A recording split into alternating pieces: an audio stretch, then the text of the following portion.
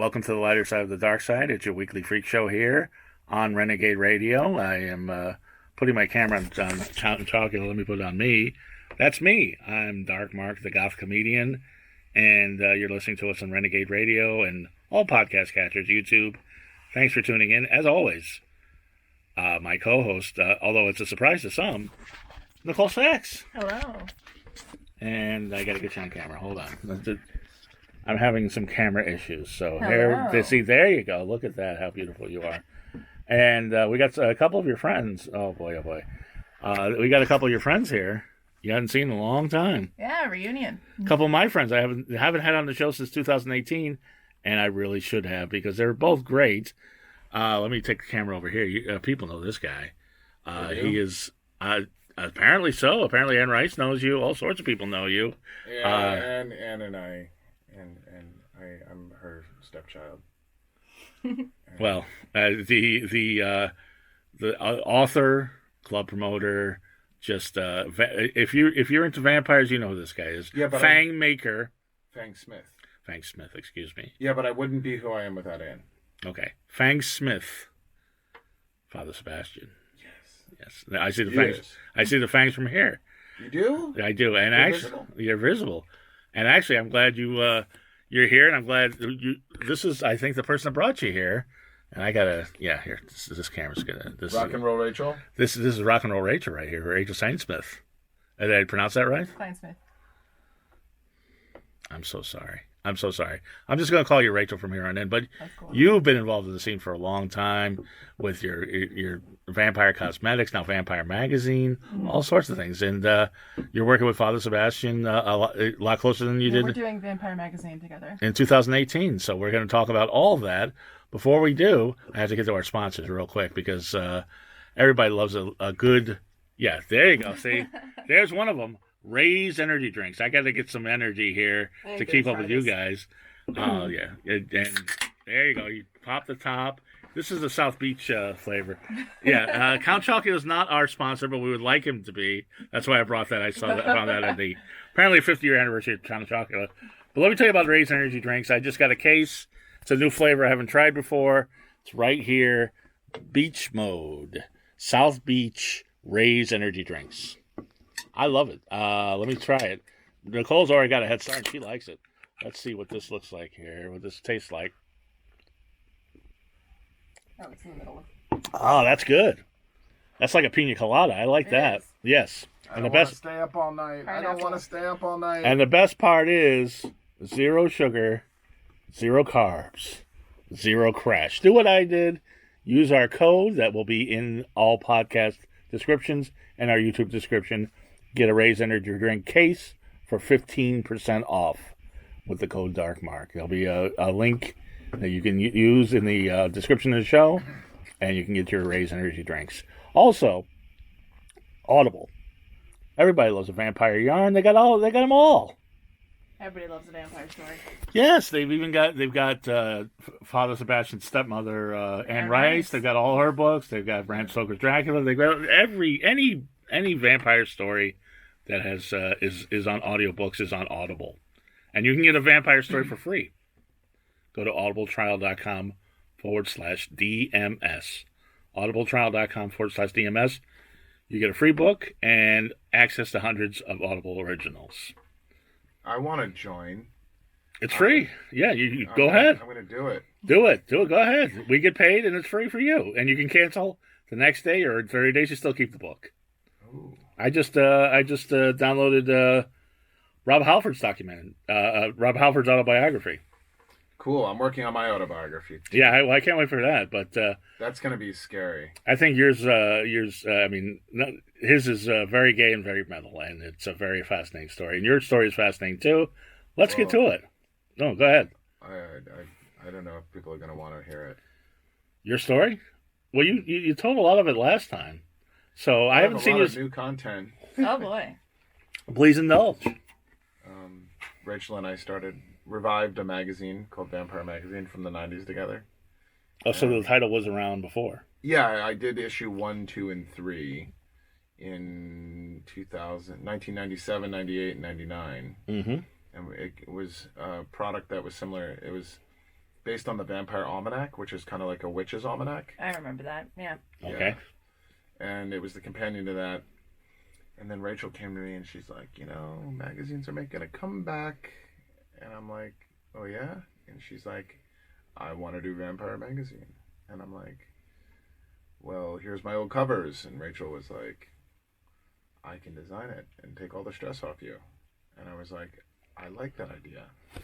Now, is this how the conversation went, Rachel? Seriously? Pretty close, honestly. Oh, okay. Now, our magazine's really making a comeback? I didn't know. There's actually quite a few that are doing really well financially, surprisingly. Really? A lot of really niche magazines. Okay, because I was going to say, we had a celebrity photographer in here last time, and like Time Magazine's out of Not business. the big guys. Yeah, The big right. guys are starting Time to lose Magazine's money. out of business? Mm-hmm. Not out of business. Yeah, well, they're only online. They're not publishing. Oh, really? When did that happen? I don't know, but that's what I've heard. There's been a lot. I mean, they spend a lot of money. Oh, I yeah. remember I met Steve McCurry, who's a National Geographic photographer, when I was going to KU in like 2007. Mm-hmm. And they pay them like $50,000 cameras as bonuses. Yeah. So like, when you're not doing that kind of volume anymore, I noticed Cosmopolitan, I picked up a copy last month, it's like paper thin now. Oh, yeah. It's They like all the are. same material as the tabloids. But our magazine is more along a fine art magazine. It's Right. premium content, premium photography, artwork, and it's premium price. People will buy it though. It's Right. I mean, to $24.99 for the recent issue. yeah. I mean, to be to more direct comparison, I think I don't think Gothic Beauty is They went online only as well. right. So There really aren't very many. WordPress. There really aren't very many in the Gothic niche still putting out physical copies, and I guess it's a good thing that we are, because people keep asking to carry them in small stores around That's the great. country, and people Yeah. want to see. That's people wanna wonderful. See the physical copy in their hand. it's gonna be the new vinyl. I agree with that. I like a good magazine. Well, you can also download it as a PDF Mm-hmm. right from vampiremagazine.com. Yes. VAMPYRE, which is the... Right. So this is what I want to get into, because I asked you this last time and we never got to it. What is the difference between vampire with an I and vampire with a Y? Shall I? Go ahead. They both suck. Hey. And Vampire with a Y is a very important thing because it started the modern vampire mythos. Okay. Okay, so there was this guy named John Polidori, and he was sleeping with this guy named Lord Byron. Lord Byron was the first rock star. Oh yeah, I'm familiar. Okay, and they called it Byronic. Mm-hmm. Byronic. Okay, which was flamboyant. Ironic humor. Yes. And Lord Byron stopped sleeping with him. So he got together and joined a competition with Mary Shelley. Mm-hmm. And he wrote a short story called The Vampire with a Y. And it was the first time that a vampire was not a zombie. Mm-hmm. He based the character Lord Ruthven on Lord Byron, and Lord Ruthven would destroy everything that came along. So back then, the vampire with a Y or an I was interchangeable. There was no Right. thing. So in 1819, with Prometheus in the competition, the vampire became the first modern vampire mythos. It kicked off the modern vampires. So leave it to the gays. Queers do miraculously artistic things. And in the modern era, when I got involved in the vampire community, I came to LA for the Dracula Centennial in 1997. Okay. And one of the vampires that I met went to me and was like, if you in the lifestyle, you spell it with a Y.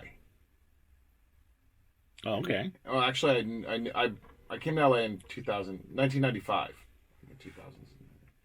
And I never thought I'd live here. But it's much easier than New York. When you live forever, the years blend together. So are you a vampire with a Y or a vampire with an I? Well, we both suck. And I'm a vampire with a Y. There So you that's go. why Vampire Magazine Has a Y. has a Y. But the problem is the wonderful search engines and tags and stuff like that were like... Google conflates them. Right. It doesn't Yeah. matter which way you search for it, it comes with the same. And your makeup is vampire with a Y. So, Typically, if it's referring to fiction, it's with an I. If it's referring to lifestyle or cultural, it's with a Y. Or historical. And if it has no E at the end, is there like a thing? Because I know Not there's a really. there's that movie. That's just stylistic. Right. Vampyre. Vampyre. So when were you first interested in vampires? I don't know if we got to that last I time don't we were think here. we did. When you were growing up in Missouri and Kansas City, I think. Actually, I was born in New Orleans. Well, there you go. That'll do it. That's part of it. My mother actually grew up down the street from Anne Rice. She was Oh, on wow. the Irish Channel side. Anne Rice was in the Garden District side, but it was the same street, split by magazine. I lived in New Orleans. I And know she that. attended Yeah. one of the Lestat Anne Rice Vampire Bowls in the 90s. Oh, And wow. So, I always heard about that. I think I was 6 years old, and I'm a millennial. I'm 34. Yeah. Yeah, thanks for fucking up Vampire Weekend. I've used him both ways over the years, so he's not wrong. Right. I don't know if anyone remembers these little robots. They were called IXL or something.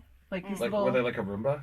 No, they were these little robots. You could put cassette tapes in them, and the cassettes would teach you stuff, and the robot would talk Oh, to I you. kind of remember that. Yeah. This would have been Really? 1993-ish. Okay. Somewhere in there. It was And they pre had- Tamagotchi. Yeah. Oh, Okay. yeah. And they had one on Dracula and the history of Vlad the Impaler, which why it's being given to a 6-year-old, I have no idea. But I was So your mother gave you the history of Vlad the Impaler when you were 6. Mm-hmm. And I was hooked from there. Oh, okay. Well, there you go. Now I understand you better. See, we're gonna get down to the bottom of this. You know what? I was researching you, and I did Oh, not my God. know that you lived in San Diego for a time. Yeah, for about 4 months. Really? I thought okay, that because I lived in San Diego myself, so I thought that was My parents, my dad, that's a tragic story. My father forced me to go to New Jersey at 5 months old. Oh, My mother drove across the country with her horse in her van. My dad flew because my dad's a pilot, and he was in the Navy, okay, and he was selling property in Apple Valley. He wanted to get out of the service when he had a child because he didn't want to get killed. right. Vietnam wasn't fun, I've heard it was not a picnic. and he was a pilot in the U.S. Navy. And I was born at Balboa Medical Center, the same medical center, in the same room by the same doctor as my little brother from another mother, Don Henry. Ooh. Wow. Yeah. That's the urban legend that we like to spread. Okay. But we've been born in the same hospital. So you were born in San Diego. Yes. Oh wow. No, because I was born. Oddly enough, I was born in Brooklyn, but we moved when I was a little kid. We have so much in common, Yes, we switched. except you make fangs now, and I do this, but I haven't seen you in a while. So it's I haven't seen you since or I saw you briefly, but I haven't really talked to you at length since 2018. This COVID must be killing you, Nope. killing your business. Nope. Nope. No, we're doing virtual events, which is great because we have a wider audience. We have cast members for the Endless Night. We're doing one October 1st. We have about 200 people RSVP'd. It's a virtual event. We make Zoom rooms with different hosts.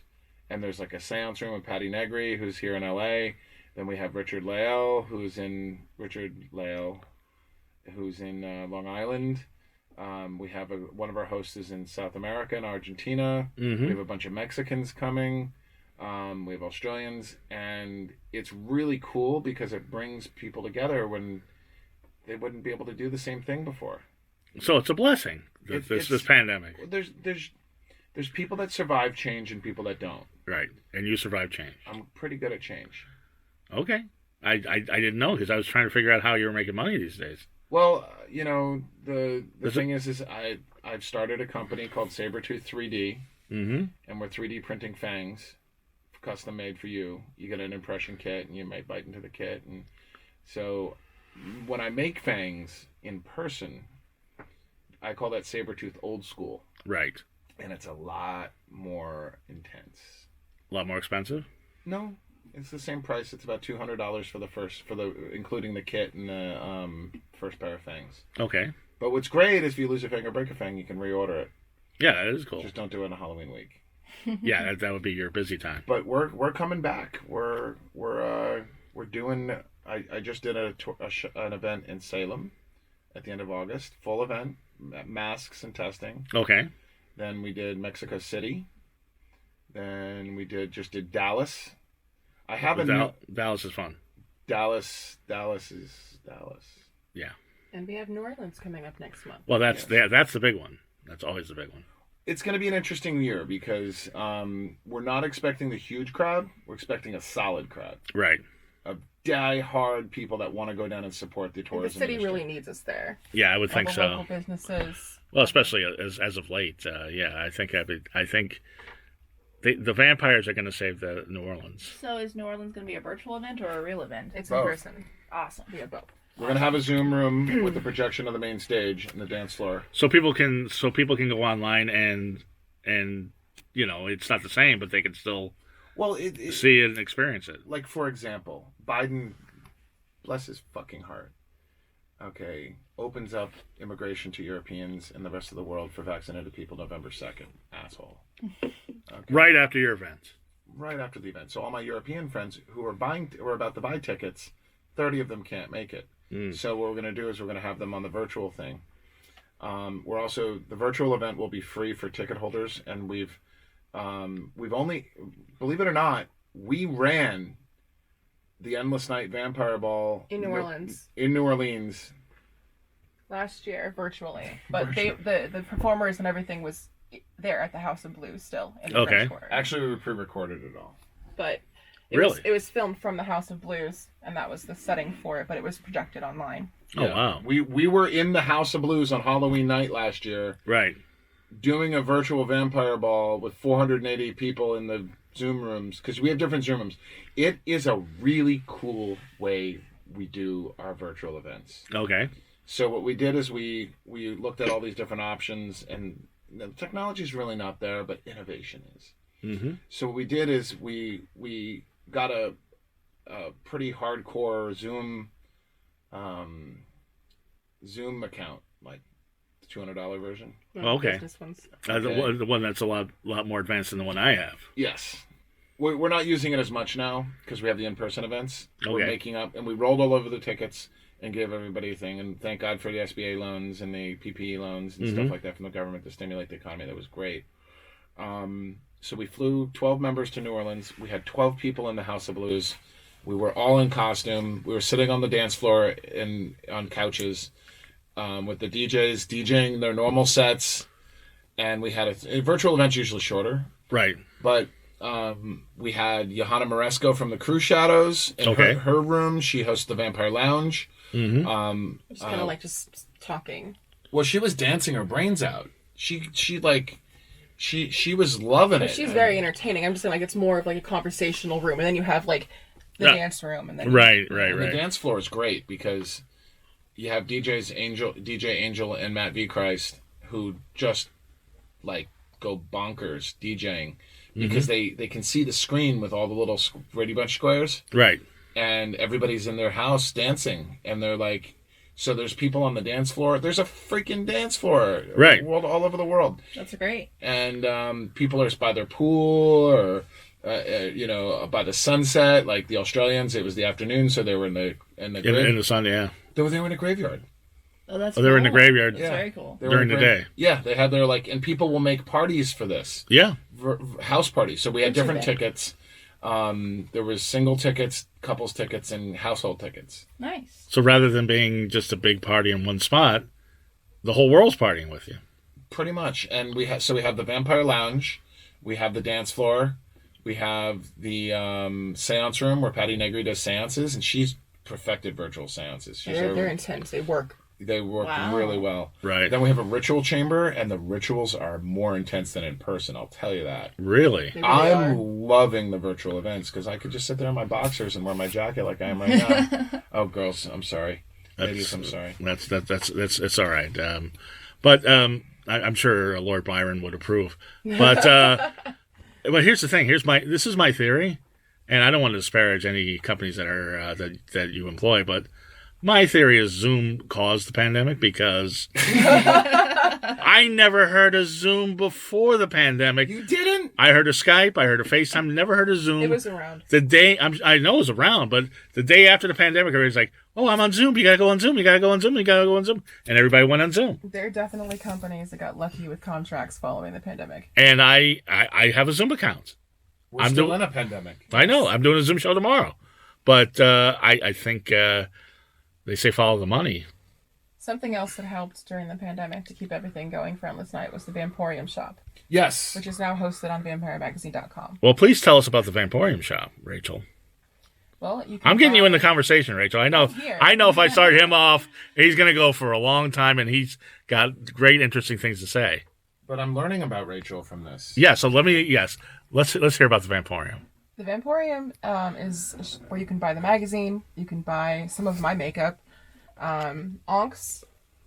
We have different kinds of onks. We have pure silver onks. We have Peter onks. We have enamel coated onks. We have books, The Mysteries of Paris, that Father Sebastiaan has written, and That was not a good book. different editions of cocktails. I love it.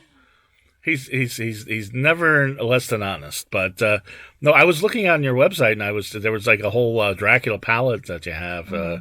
I thought it was pretty cool, and you're always beautifully made up, so you know what you're doing. Thank you. When you see me in makeup, it's a horror show. I mean, how do you It's eyeliner and Basically. a Dracula cape. basically? And speaking of magazines and also how I got introduced to vampires and Sebastian, so I was like 15 years old. This was like 2002. And I Right. picked up a copy of Dark Realms magazine at Hot Topic. Yes, you're the youngest person in the room. Go ahead. Am I really? Oh, of course. But go ahead. Okay. I didn't know that. Everyone here looks so young. Vampires and all. Yeah, we're all vampires. That's what it is. You're like the Kirsten Dunst of this room, but go ahead. Oh my god, no.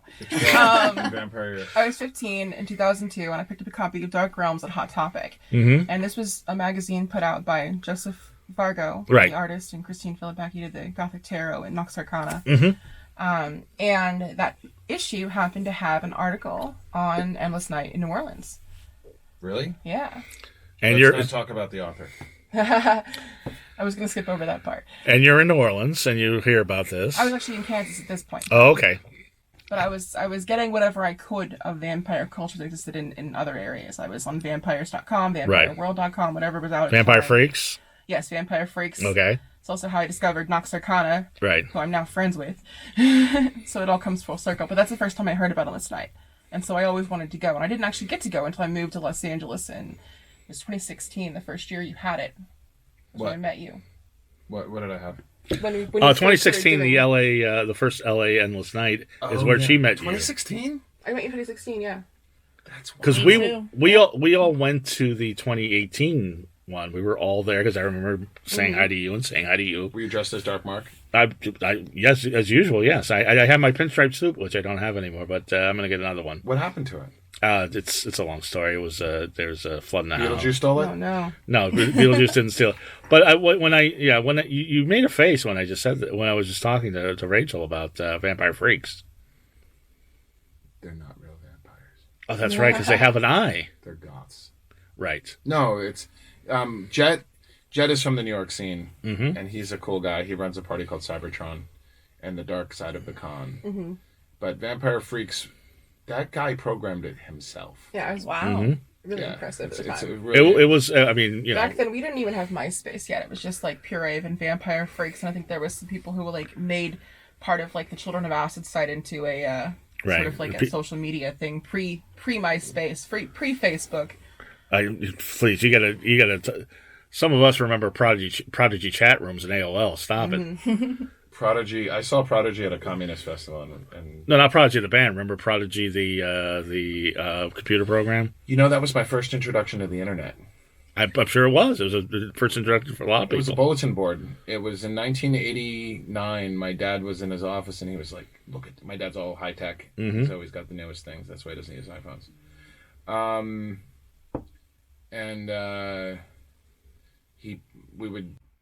We would do the forecast for the he'd dial up on the phone when we'd fly up. We had a plane, so we'd fly around, Mm-hmm. and he'd like plot the whole course with Prodigy.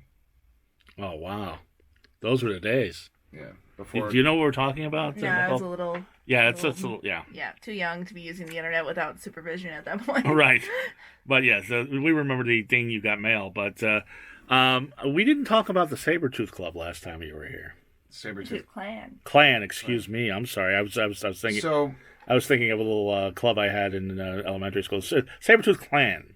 So in 1995, I was playing a vampire role-playing game called Vampire the Masquerade. Mm-hmm. It was fucking awesome. Because there was something unique about Vampire the Masquerade. There was girls playing role-playing games. Women were actually playing role-playing games. They were sitting at the table with us geeks. You ever see the movie Strange Days? What is that TV show with the geeks playing D&D? I'm going to roll a fireball. I want to roll a T20 and stuff like that. Well, this is back in the day when nerds weren't cool. Well, yeah. Then we took over. And then I was working at a nightclub called Limelight. Yes, the big church in New York. It's very famous. And I got hired by a guy named Michael Elig to do vampire role-playing games. The party monster. Yes. Macaulay Culkin, I gave him a rose when I met him once. When he was sober eating pizza. And what happened was I was at a LARP, and this guy was making fangs, and I wanted them, so I couldn't get them. I couldn't afford them at the time because I was like 17. Right. And this is before 95. I was 20 years old in 1995. And I started... I went to my grandfather. I'm like, can you teach me how to make fangs? He's like, you're fucking crazy. You saved this little kid. Right. And now my aunts think I'm cool. And your grandfather was a dentist? My grandfather was an orthodontist. Okay. So I got some of the material and I started making some fangs and I practiced on dental molds, and then I asked my mom. And when I was 19, I made my mom a pair of fangs for Christmas. Wow. 1984. Yeah. And by the way, my mother's birthday's on Friday. Happy birthday, Mom. Happy birthday, Mom. Happy birthday, Mark's Happy mom. birthday. Yes. And so I'm not getting her fangs, but that's okay. So my 6th month of making fangs, my first year of making fangs was 1995, and I had an adventure. I went to the Bank nightclub, and I looked up, and I saw this giant guy named Peter Steele, and I was like, "Are you a vampire?" And he goes, "I am Fang Guy." And then I had a whole bunch of adventures that summer, and on the 7th of August, 1995, I had a fatal decision to make. Do I call my brand the Dark Tooth Fairy or Sabertooth? I like the Dark Tooth Fairy, but you know, of course you would. I'm always a contrarian. But then again, for people that may not know, and if you're listening to a vampire show, I don't know how you don't. But Peter Steele was the lead singer of Typo Negative. Yes. So then I went to the Anne Rice Ball in New Orleans. So they started nicknaming my fan clients Sabertooths. Okay. Father Sebastiaan Sabertooths. So Yeah. it's kind of like Sharkies for black milk leggings, or metal, or undead heads for no one ever used that undead head. Dead heads for For Grateful Dead. Grateful Dead. Undead heads would be good. Yeah, We might have to patent that. yeah, you can use that. Go ahead. I just made that up. So yeah, I started making fangs, and then I tried all these marketing techniques in New York to try to like make fangs sell off season, because I'm like, fuck, I'm making fangs. This is great. Right. Now, was there a little trial and error as far as how to figure out how sharp to make them, the shape? Were there any that just didn't come out? Yeah, I fucked up a lot in Israel, trial and error and stuff like that. But I had worked with a dentist for 18 months beforehand to learn the techniques. And then I came up with a family tree concept, where Mark, I made you fangs and you got Nicole, and you referred Nicole. That was the only thing. I tried 5 fangs. You get 5 fangs, bring me 5 fang clients and stuff like that. This is just you work. tell 2 friends, they tell 2 friends, and so on and so on and so on. So what happened was my fanged pyramid scheme worked Wow. really well, and then people started calling their lineages. They went to me and they were like, "We want a charter for a household." Okay. Okay, and a house was a kind of like a coven of vampires. Mm-hmm. And so Sabertooth started as a house, and then it got so big with so many houses, people wanted to make houses underneath it.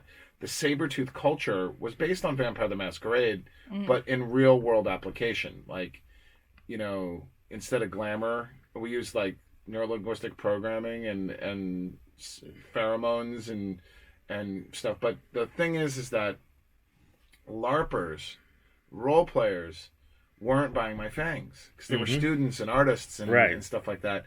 And I noticed that there was a certain mentality amongst people that wanted fangs. They wanted it. It's like they're just like ready to go, and they're like, let's make fangs. So Do you remember when Rachel got her fangs? Yes. How enthusiastic she was? It was a little dangerous. Yeah. How enthusiastic were you getting those fangs? And when did you get them? I think I asked specifically for very sharp ones. That doesn't surprise me. As you do. So it was 2017. Yeah. And do you make them really sharp? Mm-hmm. Very nice. I think I saw them. I think I've seen them, but they're good. Anyway, so go ahead. Saber. So you're in the clan. Yes. Mm-hmm. Okay. You're surrounded by 3 vampires right now. Yeah, it's true. Father Sebastiaan made my fangs, and actually, I was going to ask you to wear them. Oh. I'm sure. What did I think? Now I think about it. I was going to say, my friend Jason, who actually works for Vampire the Masquerade, bought those fangs, so that comes full circle. Vampire the Masquerade sponsored my fangs with Father Sebastiaan. When, Vampire the Masquerade as an IP is gone through many incarnations, and it's really interesting to see how the different tribes of vampires exist. Right. And the lifestyle vampires don't mix with the role players. But sometimes there's crossovers. Mm-hmm. Okay. Well, it sounds like your whole life you've been trying to get that crossover. I just go with it. Okay. Okay, but Sabertooths come from like we just did. There was a thing called BiPOC Vamp Day. Okay. Okay, and I went through my Instagram and I collected all the pictures of POC, people of color, and I posted I had 40 pictures. And I realized that I did some demographic work. I realized that 30% of my fan base is black women. Wow. And oddly enough, about 50% of my fan base is black women, but that's a whole different story. The other 50% are gay men and old women. But go ahead. Okay. They like him chubby. So Sabertooth, in 1996, a woman approached me. Okay. In the meatpacking district. She had called me. I got a phone call from this woman named Kitty Boots. And she called me up, and I had the Vampyre Magazine in production, the Vampire Almanac, Hot Topic was buying my stuff. Great. I just threw a 3,000-person vampire ball on a Tuesday night at Limelight in New York at the end of July. So I get this phone call from Kitty Boots, and she's like, the Empress of the Imperial Drag Queen Court of New York would like to have an audience with the King of the Vampires. And I'm like, first of all, I'm not King of the Vampires. I'm a dad. She's like, you're 19. Okay. And I'm like, Dad will go further than King. Right. Okay. But she's like, all right, Prince of the Vampires. And I'm like, I'm not doing the royal thing. Right. That's because I was trying to differentiate myself from Vampire the Masquerade because the LARPers weren't buying fangs. Right. Okay. And they were a different breed than lifestylers. New York had an underground vampire community that wasn't role-playing games. Okay. And so I go to the meatpacking district past Hogs and Heifers, which is this biker bar that was in movie Coyote Ugly. And there's this Kitty Boots meets me in front. No Ubers back then. Yeah. And I go into the bar, and there's these kitschy bar called Hell. Okay. It's like red sapphires and jewels everywhere. And I pull open the thing, and I see her, the Empress, Chichi Valenti, was smoking one of those long cigarette holders with a cigarette on it, and she had a white dress, and I just remember her. She doesn't remember the exact dress she wore. I wish I had a video of this. And pre-cell phones, kids. She was like, how would you like to be my vampire son and join me at a party the second Wednesday of every month starting in March of 1997 called Long Black Veil and the Vampire Lounge. We stole the name Long Black Veil from the Chieftains band. Mm-hmm. And it's a song by the Chieftains. Yeah. Nothing to do with Gods or Vampires. So, but it sounds like it does. Yeah, so she opened this club at 14th Street in Washington called Mother. And it was awesome. It was no bigger than this room, and they were queer as fuck, and the gays welcomed the vampires, and every Thursday for 3 years we had vampires and the movie Blade. Yeah. You know, the entrance to the movie Blade with the rave? Yeah. Mm-hmm. Well, I have a feeling that they kind of stole that idea from us. Do you know why? Why? The sprinklers? No, not the sprinklers. That was an original thing. That was pretty cool. Yeah. We were in the meatpacking district. Right. And at 3:00, we had to close our door. We couldn't let anybody in because there was cow carcasses outside of the entrance. So when we would clean the bar and leave the club, we'd have to walk through blood to get to our taxi. Right. Okay, and we had pushed cow carcasses out of the way. And Blade came out around 98. And, around that time. And they had to go through cow carcasses to get to the club. the writers of True Blood, the writers of Blade, looked at the vampire community. And what I tried to do is, instead of clan, we had houses, but houses. So basically, Sabertooth is the progenitor of all the modern vampire clans. And in 1998, Blade came out. Mm-hmm. I started noticing an extraordinary large number of African Americans from Harlem coming down to our club. Yeah. And we were like, come on in. You know. You didn't think they were going to slay you or anything? No, they weren't slayers. They were. No. I mean, you know, they would buy. I'm gonna be like Wesley Snipes, goddammit, and kill some vampires. Well, they would buy fangs at the Halloween store. Okay. And they would use this family tree system that I created. So if like I made you fangs and then Right. you referred Nicole, and then she referred Rachel. Mm-hmm. This kind of went viral with my fang shop. It Right. worked really well for That's a couple great. years. And bloodlines were forming. Lineages were forming. What do you mean by that? Like, Rachel would start the house of Valmont. Okay. And Nicole would start the house of Six. Yes. Okay. And the creativity, and what happened was about 99, Blade had come out and really gave a good role model for African American vampires. Mm-hmm. We had a lot of black people and people of color in the club mother already. Right. The vampire community was thing, but these were like artists from NYU and stuff like that. The kids in Harlem and the Bronx started using my family tree structure and my lingo that I created for the club that I differentiated from Vampire the Masquerade Right. in place of gang structure. Really?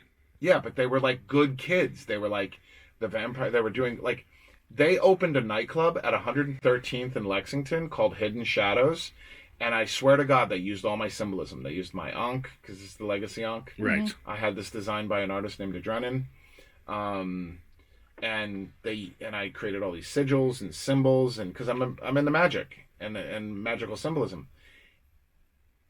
I can't tell you how amazing it was to go up to Harlem in 2004 and see 800 black and Hispanic kids wearing capes and fangs and cloaks and trench coats and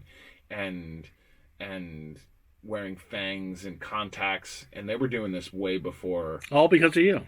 Well, You're like Chuck Berry in reverse. Like all the white kids did what he did. Now all the black kids are doing what you It did. was a convergence of influences. Yeah, I know. Yes, but they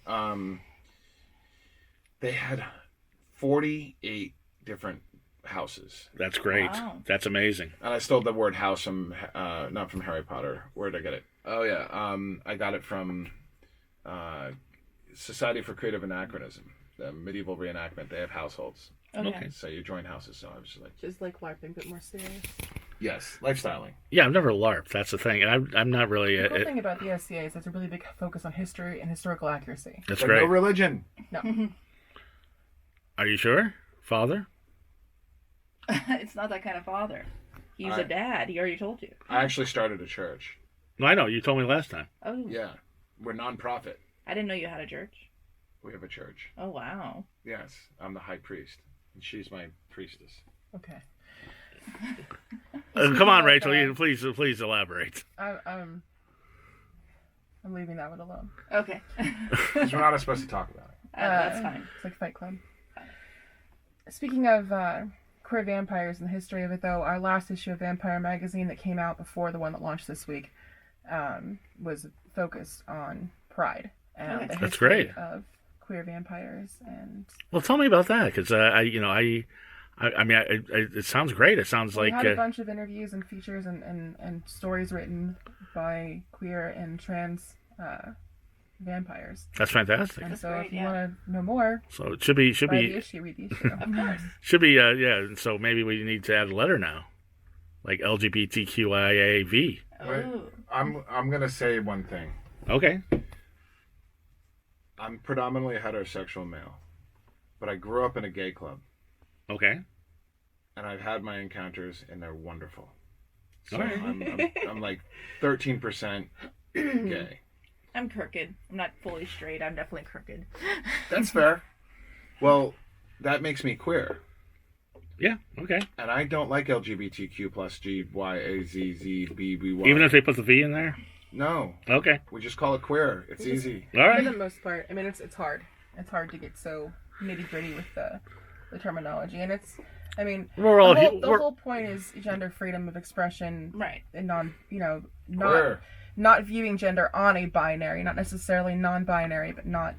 It's it should be non-judgmental. I The think. most important thing is that society made these rules and they're dumb, and we can ignore them. But that's for sure. That's. Well, the thing is that Uh oh. that's a long debate because I don't pride myself, but I like being a guy, No Which pun. is No pun fine. intended. and I like the ability for people to be like German the language has die das, Mm-hmm. masculine, feminine, and neutral. Mm-hmm. I agree Okay, with that. and I wish English was as flexible as that, Mm-hmm. but Okay. I'm glad it's not because it's a freaking complex language. Oh, German is the hardest. Yeah, I'm sure. Before I got some of your other questions, but Nicole, tell them and everybody here about how great Renegade Kush and Renegade CBD is. Since So it's been a while since we've seen each other, and since then I've started doing a party blog for Renegade Radio, where I go to parties. We have over 100,000 different people clicking on the links from all around the world, and I tell people about CBD products, because I've been given a whole bunch of CBD products to test for Charlie Renegade and his Renegade Kush and RenegadeCBD.com, and I love it. I enjoy it. It's not a hard job. I don't have to pretend to like it. They're amazing. They taste delicious, and they get you high, and it's all legal.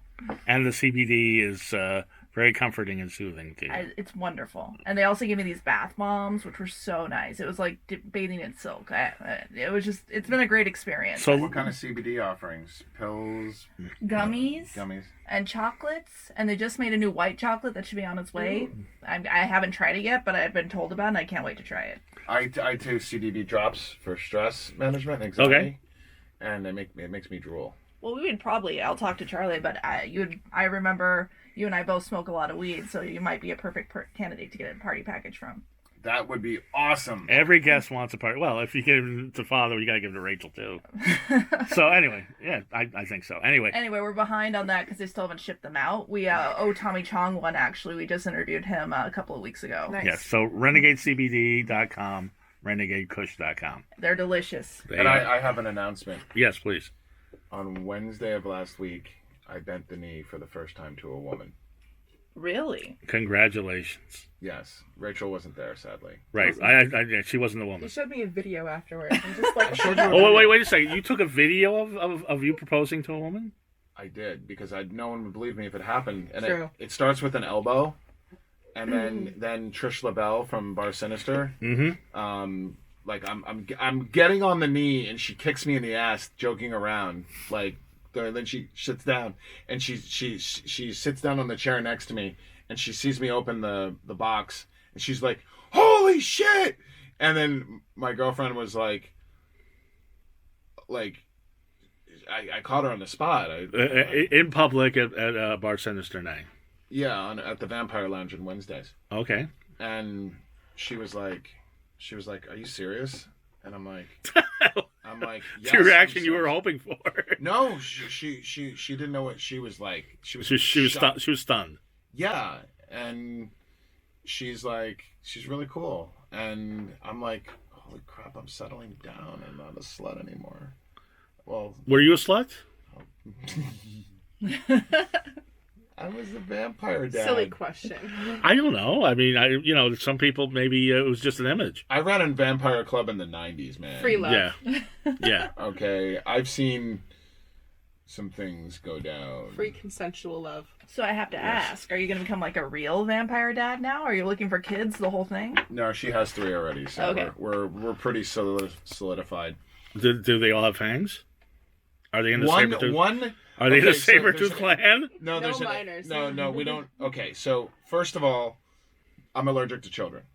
Okay, I'm allergic to minors. If you're 18 and over, Well, you're allergic to children, and you're marrying a woman with 3 children. well, they're her kids. I'm there to back her up. My kids love him. They call him Uncle Bash. Uncle Bash? Oh, really? What does Bash mean?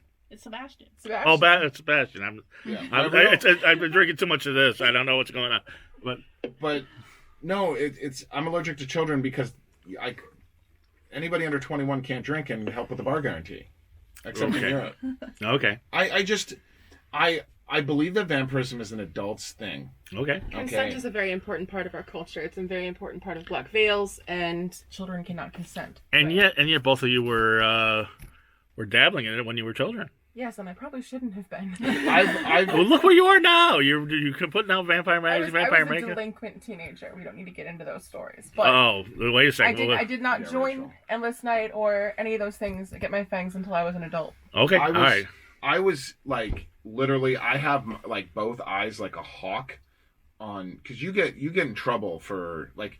I tried one night. I had this girl who begged me. I want to go to Long Black Veil, please. I'm like, you're 19. You can't go. Okay, because there was no setup for 18-year-old and 19-year-olds, Right. 21-year-olds Right. wristbands. And I'm like, so I asked the manager of the club. He's like, we're legally allowed to do it, but she gets caught with a drink, you're fucked. I caught her with a drink. Yeah. And I'm like, why do you have a cocktail of alcohol in your physical presence? And she was like, well, someone gave it to me. So I'm like, you gotta leave. Right. Okay, I can't fuck around with the liquor license. Mm-hmm. All right, I'm really strict on the rules. Dress code, 21 and over. Everybody acts like the Black Veil started as the code of conduct for a club, and we had it. This was in 2012, before 9/11. But before 9/11, it was 18 to enter, 21 to feed. Mm. And then when 9/11 happened, like all the security came up, and clubs were just not fucking around. You got to be 21 to get in. Right. And in Europe, I can let 18-year-olds in. Yeah. Their 18 is our 21. No. Yeah. Okay, European kids grow up faster, and they drink at 16 in most places.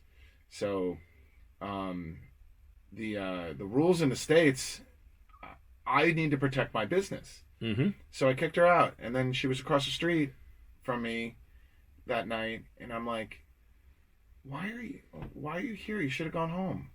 She's like, I spent all my money on alcohol. Ugh.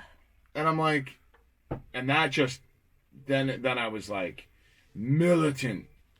You under 21, I'm sorry. So I made a code of conduct, 21 and over. I'm getting flashbacks because I went to a Kiss concert with a couple girls, and we were all underage, and they had fake IDs, I don't even think they had fake IDs, but they got served, and we all got kicked out. We only saw one song, but what are you gonna do? Well, you never give up Kiss. But the thing is that I'm running a professional business, Right. and I care about my customers. I care about my crew, my cast, and I want the business to continue. And if you have minors in your club, and you know they're a minor, So if you're under 21, you can't get fangs from you. No, you can get fangs at 16. Okay. 16 and 17, as long as your parent is present while the fanging's happening. Okay. What about It's the 3D like fangs? getting a tattoo or a piercing.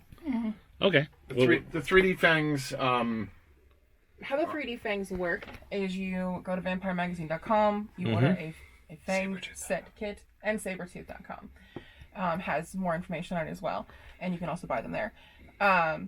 You order a kit, it gets mailed to you, and we have instructions that tell you how to do the impressions in your own mouth, the putty, the mold, and then you send us a picture. We go over it, see if it was a good enough impression. And You also have to send a picture of your mouth now because your smile. So the dental technicians. So Okay. And then once we give the okay, you ship it back to us. And then we have your fangs made at our local lab here. And then we ship them back to you, finished. We never actually have to touch No, I understand. anything. Yeah. It's all virtual. So it's kind of like a Play-Doh that you mix together. And the thing is that what's cool is once you're scanned in, as long as you don't get any dental work or have any movement of your teeth, you can like order like an additional set or a backup pair or That's great. If something happens, you lose one. You don't got to buy a whole new set. That's great. Well, you must be thrilled that you're working so extensively with Father Sebastiaan now. Yeah.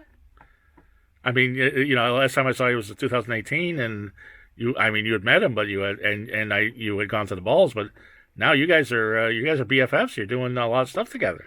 Rachel is a wonderful businesswoman. Okay, she's learned some hard dibs in life, like every business professional. Right. And I trust her with my business very well. As you should. She does a great job. She's very dedicated to the customers. Every time I text her something, she's like, I get an email and I'm like, this customer's having this problem. And she's like, I'm already on it. And I'm an artist and a marketer. Okay. And having a creative partner like Rachel is really wonderful. And she's also an incredible mom. Yeah. She's like, kid, I'm like, can you give me a ride to the airport? Yeah, but at this time, because I'm taking the kid to the guitar center for his lesson, or taking my daughter to French school, or something like that. So, I've gained a lot of respect for Rachel. And Uncle Bash helps a little bit. The kids like you. The kids fucking love me. But let me ask you, because you are part of the Sabertooth Clan. So let me ask you something. I had heard that. Something about everybody in the clan is attuned to each other. Not everybody. Not everybody. Okay, tell me about this then. What is this? There is a ritual when you get fangs in person. Don't tell him the story. Okay. Okay, this is something you can't... Oh, okay, I guess you can say it.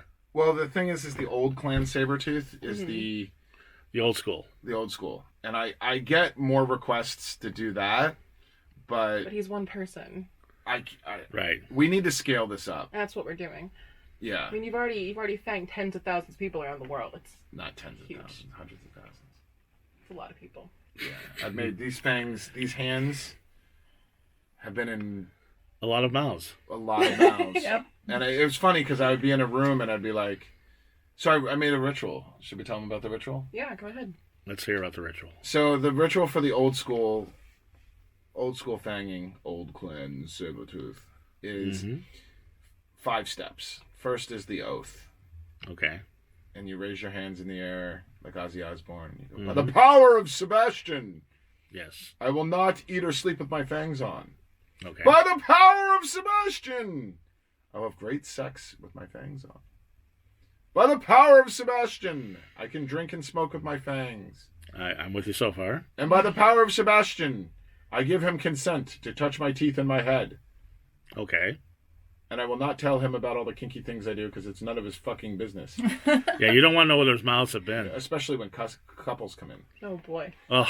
So, I took my brand. I've been working on the 3D fangs for years. Right. And they're finally ready. And what we did is we scanned in my original master scans. Like, I made teeth on molds, handed them to the dental technician. He scanned them in. So if I die or get in a car accident, the clan can continue.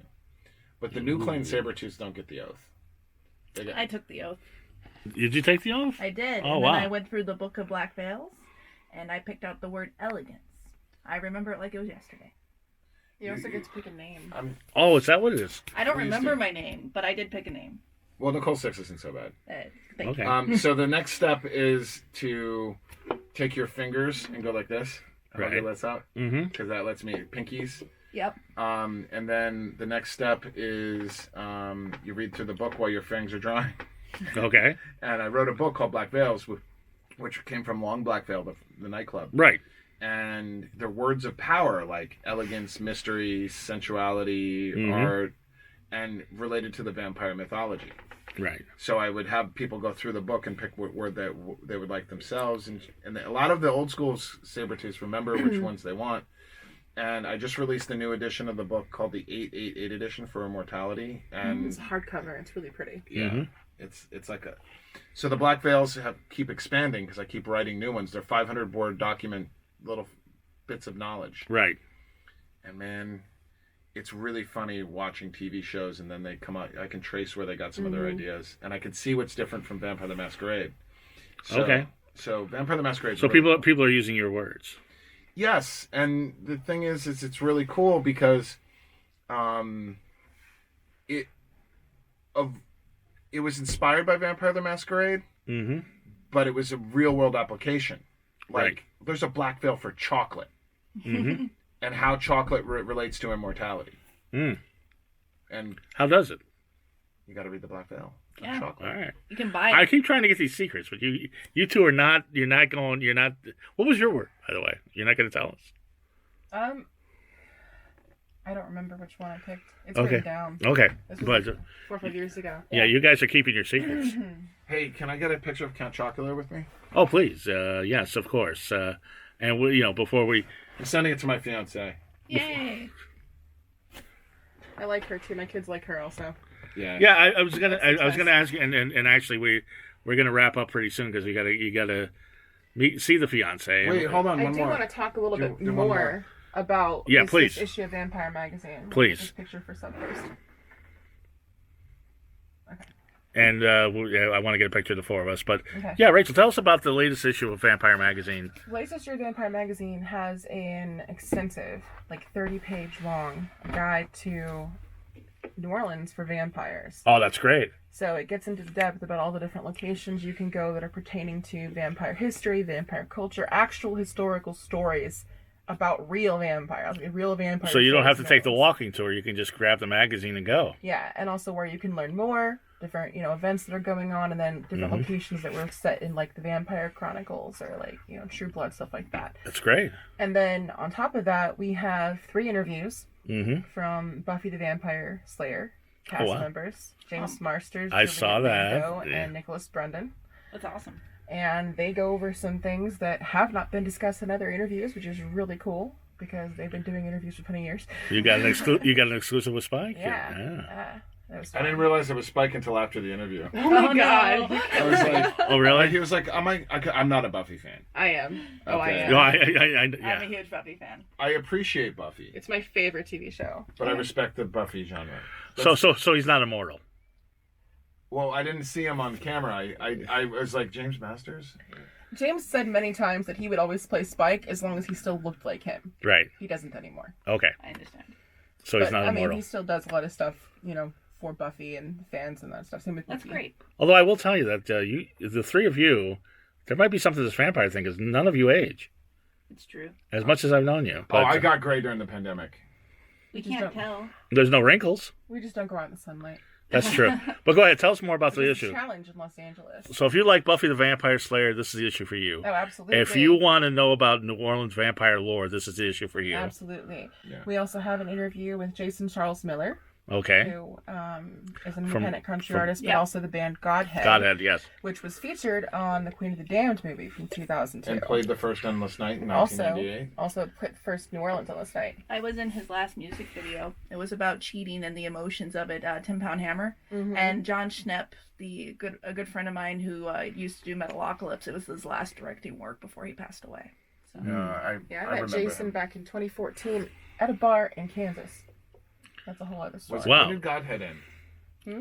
When did Godhead end? It was before that. So he's doing country now? yeah, he does he's some great. Godhead songs though when he performs like Bar Sinister. Sure, yeah, and I'm things sure. like that.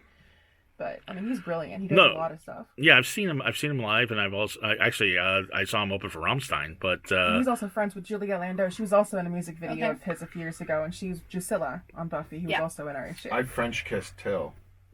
Oh Wow. God.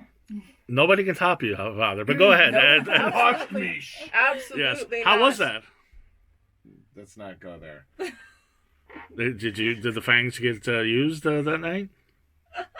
His beard was very stubbly. I'll bet it was. Go ahead. But you like the new issue, right? I love the new issue. Okay, let's hear more about the new issue. Johnny Coffin? Okay. creator of coffin cases. Yes. Well known. You could find at Musician's Friend Guitar Center the Yeah. coffin-shaped guitar cases. Mm-hmm. He's also coming out with a new wine case shaped like a coffin, which is really cool. Oh, that's great. Him I've met. He's very nice. And he also owns the Vampyre brands. And Yes. he's working on her documentary and book and all that. And he's also did an interview for us. And so did Joseph D'Angeli, who runs a nature conservatory for bats in New Jersey. And he's a bat conservationist. Mm-hmm. And he was talking all about that. Wow. I like bats. If you're into vampires, it looks like you got everything covered. Mm-hmm. This is good. This sounds like a And good it's issue. longer. It's bigger than the other ones have been so How far. many pages? With the cover, 80. Oh, so this is like a book. Mm-hmm. So this 80 is pages. this isn't some flimsy magazine that you get. Yeah. We have the PDF, and she showed me the PDF, but I looked on my laptop. But looking on her her iPad is much more efficient. It's a really good cover. We have a really sexy vampire on the cover who looks like. Don't mix up Fred Sebastiaan and Baron Sebastiaan. They're two different people. Oh, I wouldn't dare. Who does he look like? He looks like Baron Sebastiaan with tattoos. Okay. And Okay, let's put that on camera here. Oh, he And does. Look at that. That is a great cover. So Fred Sebastiaan is a god that kind of attached himself to. He's the patron spirit of Endless Night. Mm-hmm. And he's already being ripped off. What differentiates him from Baron Sebastiaan is he's a Lawa. And they're the voodoo spirits that are like a mix of saint and god. Okay. A saint, and they're not gods. They're intermediaries between the gods. Okay. And Baron Sebastiaan, there was a young boy that would tap dance before Katrina on the street. And when Katrina happened, which is much worse than Ida, I didn't do Endless Night for 2 years there, 2000. Ida was a stronger hurricane and did more damage than the lower parishes. It's just that Katrina broke the levees. Yeah. Well, Katrina also shut down the economy there for 2 years. Yeah. Right. Well, New Orleans has also spent $14 billion in infrastructure in the last 5 years. Absolutely, and they're prepared for that. So there's different problems with hurricanes that come about, but the story is that when 2007 we returned to New Orleans, I had a dream with Chad Savage, my graphic designer, the priestess of voodoo, the voodoo queen Bloody Mary, and me all collaborated on the graphic design and stuff like that. And mysteriously, Fred appeared to me in a dream with the tattoos. Mm. So he's kind of like a Guy Fawkes mask, but with these tattoos. And Fred said, I'm going to run your parties for you right now. I'm going to look over you. And our job is to go around the world and bring people to New Orleans on Halloween. And Bloody Mary does a ritual. Mm-hmm. An Endless Night in New Orleans. Right. And she also has a museum, a voodoo witch shop and museum. And she does tours. And she's one of the only tour guides allowed in St. Louis Cemetery No. 1 and 2, where Marie Laveau's tombs are. Right.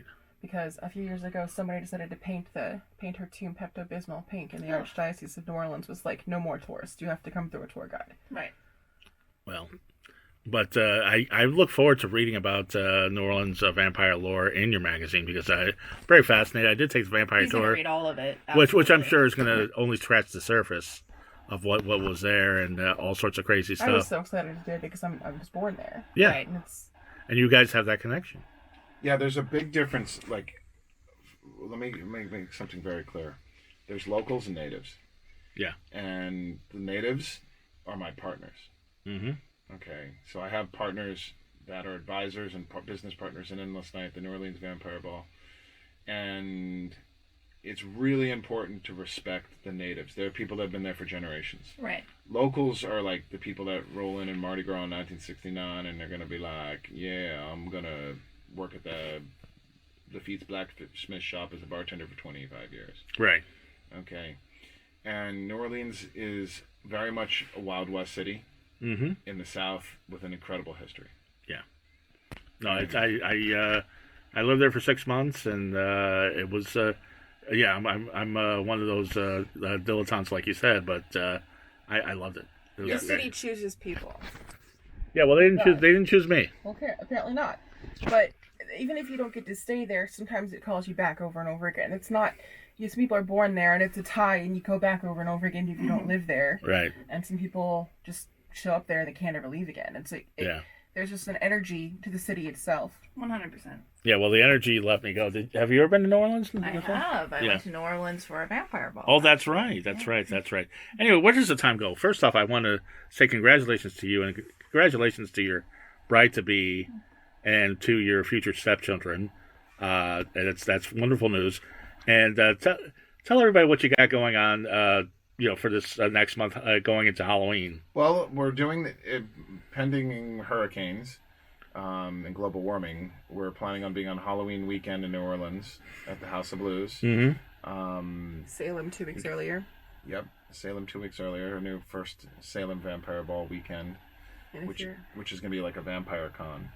That's great. But New Orleans is our flagship event, and it's our first time back. A lot of people are really worried about going to New Orleans, but I'm going to tell you, they need us.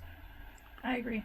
And I will also tell people I have been to the New Orleans Endless Nights Ball, and one of the most fun times I've ever had. It was amazing. Just make sure you book your hotel for the latter half of October. Don't try and go there for 3 weeks. Don't try and go there for a month, because until about the middle of the month, all the hotels are being used for frontline workers who are doing recovery efforts in the lower parishes in the bayou. Right. So, and that's wonderful, and you've got a lot of virtual events coming up too. I've been invited to a couple of them. October 1st, we're doing the Long Black Veil. This is the countdown, beginning of the countdown to Halloween. We're doing we do the Long Black Veil events around the equinoxes. Okay. Sabbaths. So we have tomorrow night we have one. I'm going to be doing it from Mexico. Okay. We do online rituals. All right. And rituals are kind of like theatrical, immersive energy manipulation extravaganzas. Wow, sounds great. Yeah, it's like a voodoo ritual, but with fangs. Okay. And Rachel, when does the magazine come out officially, or is it already out? It came out this last week. The And New Orleans guide and all that, and then we have another issue coming out on October 13th. So how do people? What's the website? How do people? I don't know how Rachel does this. With a baby on her lap. I took a baby on Zoom while doing it. I'm breastfeeding.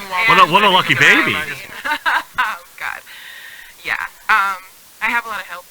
I have my fiance and my ex-husband who help with the kids. But you're a driven woman. Yeah. And you're a hard worker. And my fiance is the one that makes the pewter onks for Sebastiaan. Yeah, we used to have them made by Alchemy Gothic, but I wanted them in different colors. And Joe was like, I can do that. Okay. Cheaper, better, and faster, and home. So we made red ones and green ones and all sorts of colors. We're going to make a pink one for Joy Felicity, my beautiful companion for 3 years. We're going to make her pink onk for Breast of Work Cancer Awareness and Barbie. That's wonderful. Right. So give the website one more time. VampireMagazine.com and Sabertooth.com. Okay. And EndlessNight.com. And I'm sorry? And EndlessNight.com. Okay. And yeah, my fiance started a manufacturing company during the pandemic. He also made some spirit boards that are bat-shaped. Wow. Cool. Endless Night branding. That's great. And Ketosis Manufacturing, doing all that. Yeah. He's very good with his hands. He's very, very cool guy. And Nicole is Nicole 6 Books. I am at Nicole 6 Books on Instagram and Nicole H6 on Facebook. And exciting things are happening. I have lots that I've been sharing with my fan base, so yeah, come check it out. Also, please go to renegaderadio.com where you can read my blog. Thank you. Okay, yeah, I'm Goth Comedian on all social media. It's a full moon tonight. It is. And so watch out for the werewolves. We've already domesticated them. Okay. Now, one last question: do full moons affect vampires too, or? Yeah, the full moon's a mirror. It mirrors the symbol of the vampire. Well. There is also the customary howl at Endless Night events. Yeah, but that's to honor the wolves. Okay, well, there you go. You learn something new every day. You can get Black Veils, Vampire Master Edition, at vampiremagazine.com. It's an exclusive deal where you can get the hardcover and softcover. That is if people want to know about the vampire culture, that's where I tell them to start. Okay. I'm going to start right there, and everybody have a wonderfully creepy week. Bye.